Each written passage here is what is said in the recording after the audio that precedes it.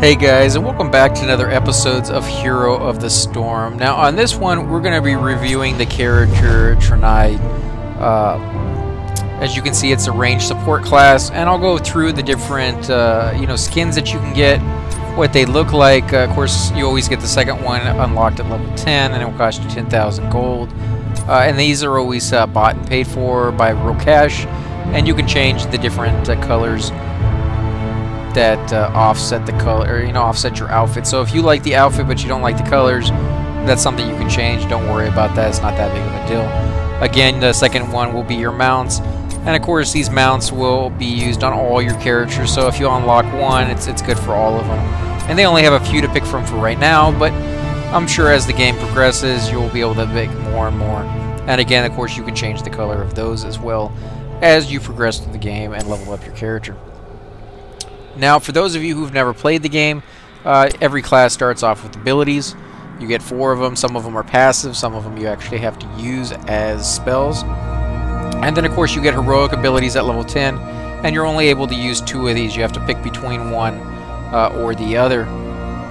So we're going to start with abilities. We'll read through it, and I'll describe a little bit of each one as I understand it, as I played the class. And we'll go ahead and just talk about a little bit as which abilities I would prefer to pick as I play. But again, these classes can be played pretty much any way you want. They can be customized to fit your style of gameplay. So again, just because I happen to choose something doesn't mean you have to choose it that way. We can all agree to disagree on the very many variations that we can choose to play the game. So, Light of a Loon. Heal an allied, hero, and self. So again, this is a support class, a ranged support class. So you're going to basically be healing other players, with this character. Sentinel. Send an owl across the battleground that provides vision, reveals and damages enemy heroes, and it hits. So Lunar Flare stuns and damages enemies in an area. It's kind of nice. So you're a healer. You want to be close to the action to be able to heal people. But if you get overwhelmed because they see that you're there, you'll be able to stun enemies and run away from them. Hunter's Mark. Reveals and increases damage taken by marked targets. Of course, we'll go ahead and look at heroic abilities. Starfall. Tyrande calls down volleys of energy at a location to damage and slow enemies. Shadowstalk. All allies' heroes are cloaked, and all enemies are revealed for a short time. It's kind of nice. Your guys are hidden, and their guys are revealed, so everybody knows where everybody is, at least for your guys. Now, of course, you'll get different abilities at different levels. You get them at 1, 4, 7, 10, 13, 16, and 20.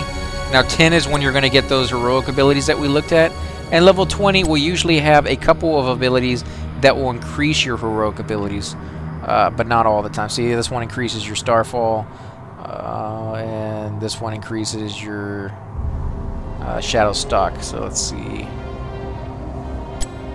Yeah, so there they are right there. Those are the 2 heroic abilities. They get to be increased. So before you pick what ones you want at level 10, you always want to see what they do at level 20 when they get increased. Sometimes it makes a very big difference on your choice on what to pick.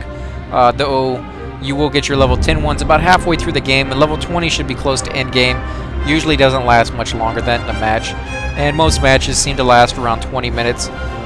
Maybe a little bit more or a little bit less, depending on how well the teams are cooperating or not cooperating with each other.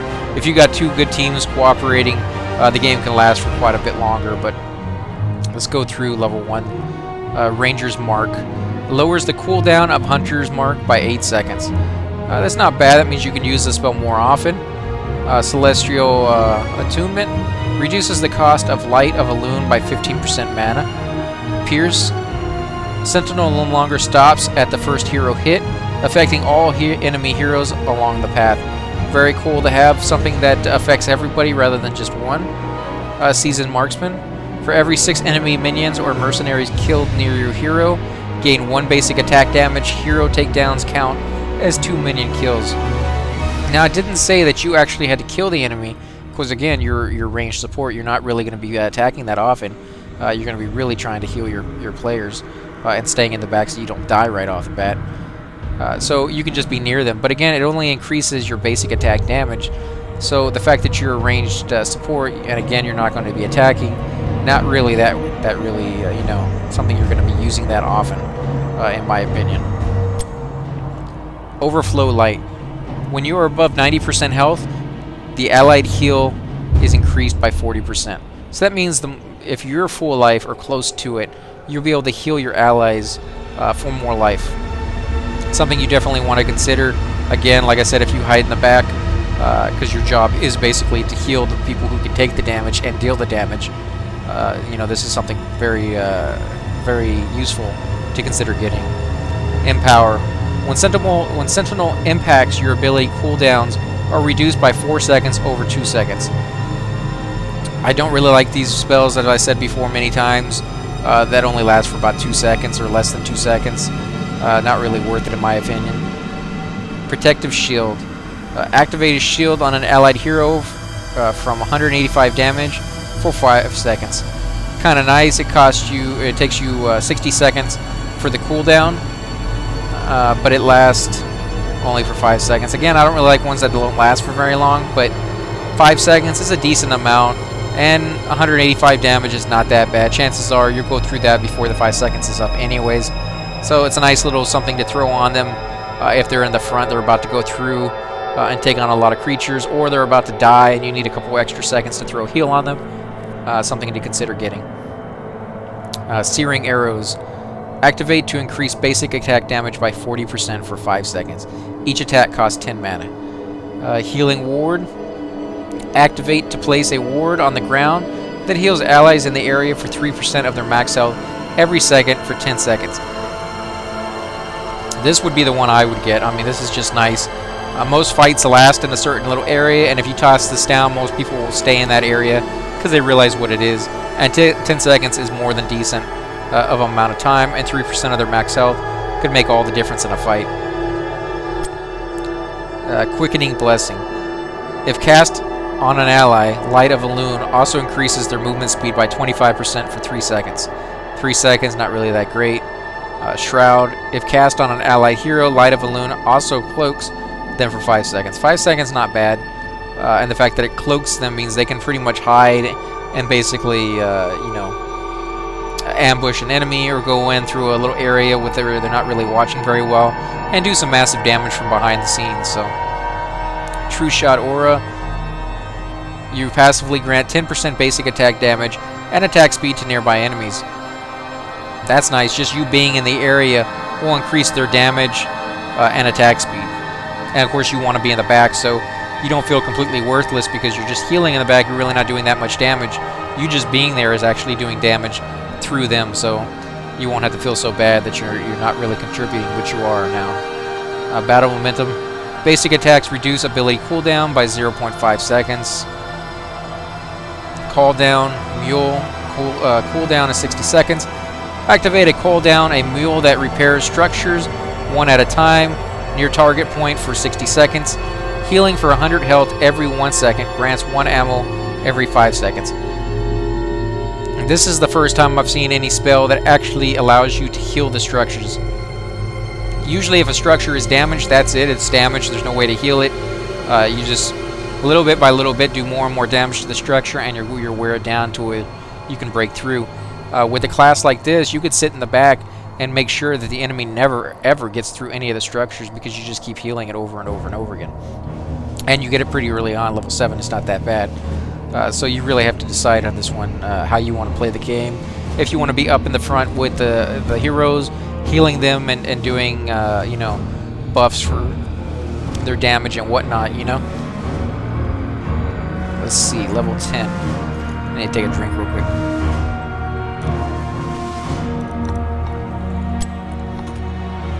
Okay, so you got your heroic ability, Shadow Stalk. Again, you want to make sure you look at the cooldown. That can make a very big impact on your choice. This one takes 50 seconds. Cloak you and all your allied heroes and reveals all enemy heroes for 8 seconds. This one takes 100 seconds for your cooldown, and it deals 20 damage per second and slows by 20% all enemies in a target area, and it only lasts for 8 seconds. 8 seconds is a decent amount, but you're only doing 20 damage per second. So it's really not going to do all that much damage. The thing you're going to get from it is that it slows your target enemy But again, it's only in a targeted area, so you really have to get them all close together to use this. Not that great. Lunar Blaze.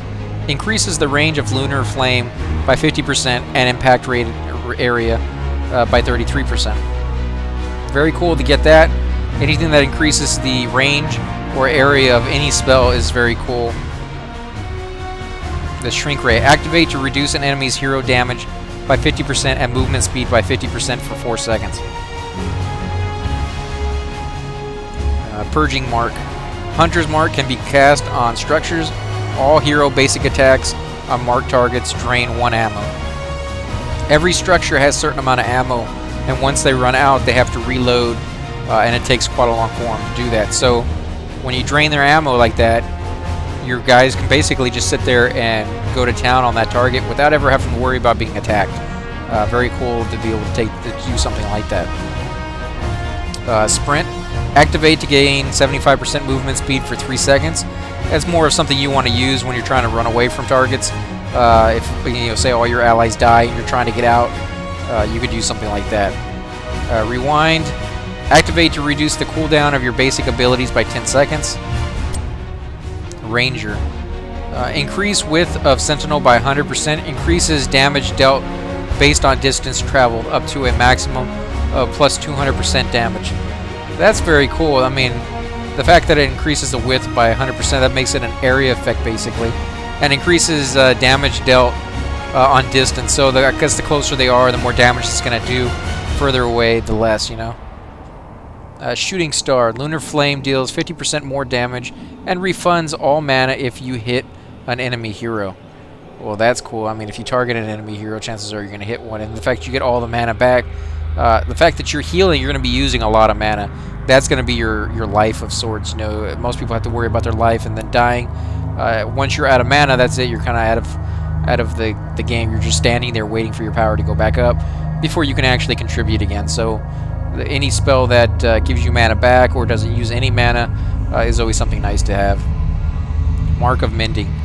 Basic attacks against marked targets to heal for 2% maximum health. Again, that's cool. Anything that heals, since that's exactly what your class is made for.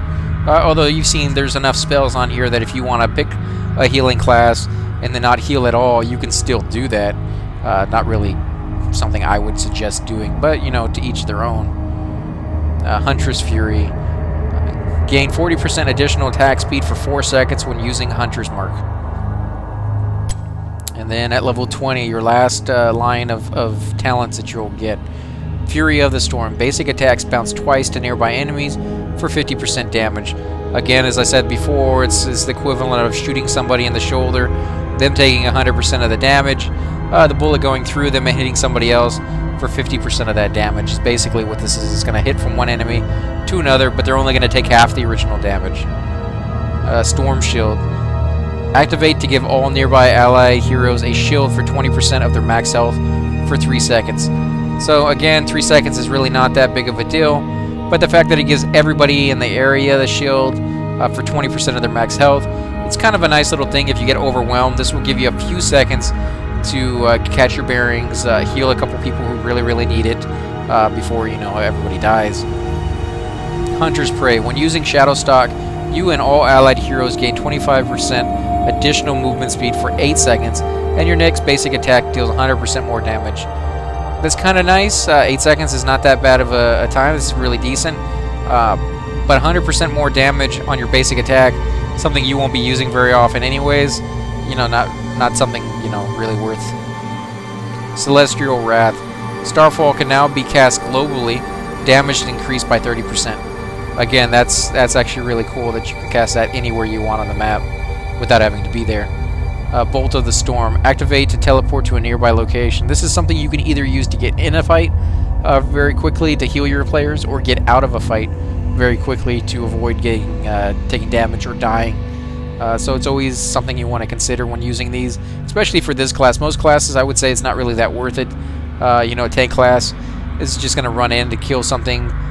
You don't really need to teleport right to a creature to start hitting them. I mean, of course, it saves you that time from getting hit while you run in, but it's more worth it for a class like this than for many of the other ones that I've seen so far. So, Again, this is just a short little review of the character Tyrande, or however you want to pronounce her name. If you like these videos, please hit the like button, subscribe, leave a comment below, or as always, hit me up in game. Thanks again for watching.